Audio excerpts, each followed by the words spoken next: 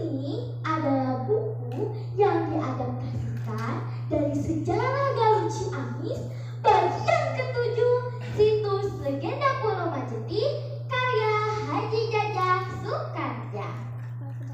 Saya akan menyampaikan sebuah cerita. Wah, kira-kira apa ya ceritanya? Tunggu, saya simpan dulu bukunya. Legenda Pulau Majeti, cerita rakyat kota Banjar. Diceritakan pada zaman dahulu ada sebuah kerajaan yang bernama Pulau Majeti, yang letaknya dikelilingi oleh persawahan yang hijau dan indah, dekat dengan sebuah rawa dangkal yang bernama Rawa Ono.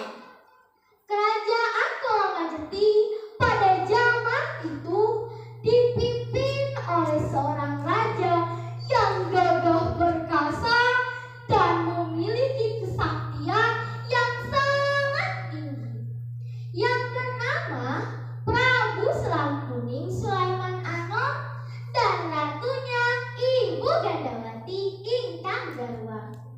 Ratu Gandawati merupakan putri dari Jin Kuraisin dari negeri Ajrak. Pertemuan pertama Prabu Selang Kuning dengan Ratu Gandawati bermula ketika Prabu Selang Kuning sedang menunggangi kuda. Tuk tik tak tik, tuk tik tak tik, tuk tik tak tik tuk, sembari untuk memeriksa wilayah kerajaan dan rakyatnya. Dilihatnya sebuah cahaya terang yang ketika didekati, ternyata cahaya itu berasal dari perempuan yang cantik jelita. Dalam benak Prabu pun bertanya-tanya, siapakah wanita yang cantik jelita itu? Akhirnya, dengan rasa penasaran yang begitu besar, akhirnya Prabu Selang Kuning mencari tahu siapakah wanita yang cantik jelita itu. Akhirnya telah diketahui bahwa wanita cantik jelita itu adalah Ratu Gandawati. Akhirnya aku telah mengetahui siapakah wanita yang cantik jelita itu.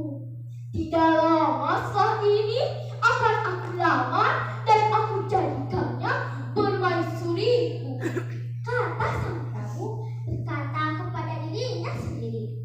Keindahan dan kecantikan Ratu Gandawati membuat Prabu Selang Kuning tertarik untuk melamarnya dan dijadikannya permaisuri. Maka ditulislah surat lamaran dari Prabu Selang Kuning kepada Ratu Gandawati melalui burung cala di bawah. Burung ini memiliki warna indah, berwarna kuning berkilauan di badannya, memakai mahkota dan memakai baju kebesaran sang Prabu. Singkat cerita, lamaran Prabu pun diterima. Akhirnya Prabu Selang Kuning dengan Ratu Gandawati pun menikah dan dikaruniai seorang anak perempuan yang bernama Putri Nyimai Mayangmunah. Pada suatu hari, ketika Prabu Selang Kuning ingin mandi, menghilangkan rasa lelah di badannya, beliau melepaskan cincin yang sering ia pakai di dinding kamar mandi. Tanpa disadari, ada makhluk yang melihatnya dan mencuri cincin itu. Setelah cincin itu dipakai, makhluk itu pun berubah menjelma menjadi Prabu Selang Kuning. Hahaha, ini cincinku. Sekarang aku bisa merubah wujudku menjadi sosok yang mirip sepertinya. Hahaha.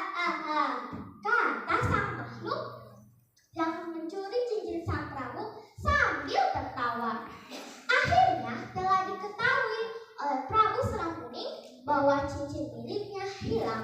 Kegagahan dan kesaktiannya pun akhirnya lenyap. Lenyaplah sudah kegagahanku dan kesaktianku. Kemanakah cincinku itu?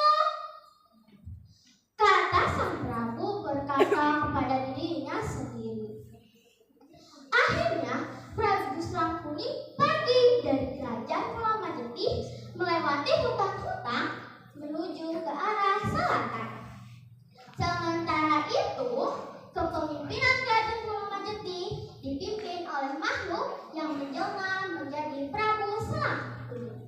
Beberapa hari kemudian, setelah kepemimpinan kerajaan Pulamajeti dipimpin oleh makhluk yang menjelma menjadi Prabu Srangkuni, terjadilah musibah yang menimpa rakyat, yaitu sebuah penyakit yang menyebabkan kematian, kemiskinan, dan kekacauan di mana-mana.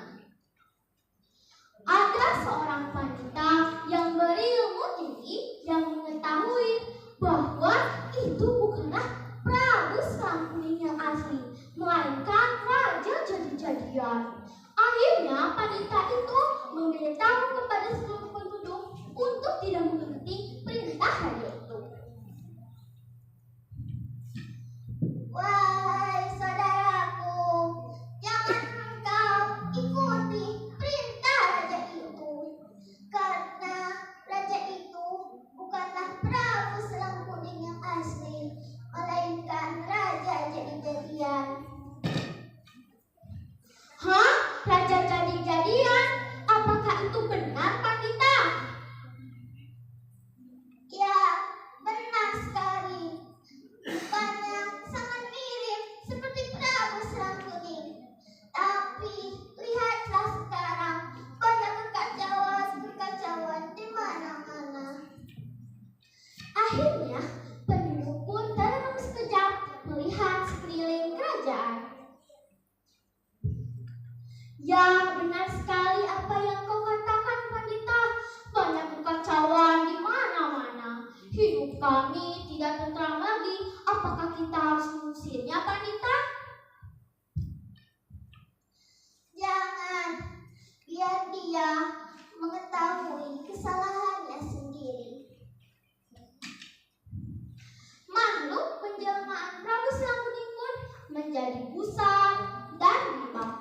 Dalam hatinya berbisik, sungguh aneh, kenapa banyak kekacauan di mana-mana? Padahal waktu Prabu Srangkuni berkuasa, kerajaan ini aman dan makmur. Apakah pengaruh dari cincin yang kupakai? Karena aku mendapatkannya dengan cara mencuri. Apakah aku harus membuangnya?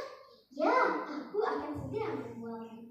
Pikirnya, maka dilemparkan cincin itu ke arah selatan. Hosya! Dan jatuh di laut selatan. Makhluk itu pun kemudian berubah menjadi seperti semula.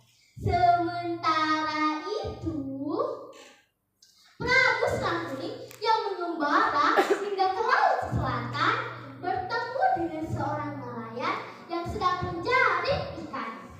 Maka ia pun berusaha untuk membantu nelayan tersebut. Sebagai upahnya, nelayan itu memberikan seekor ikan kepada Prabu Srangkuni untuk dibawa pulang.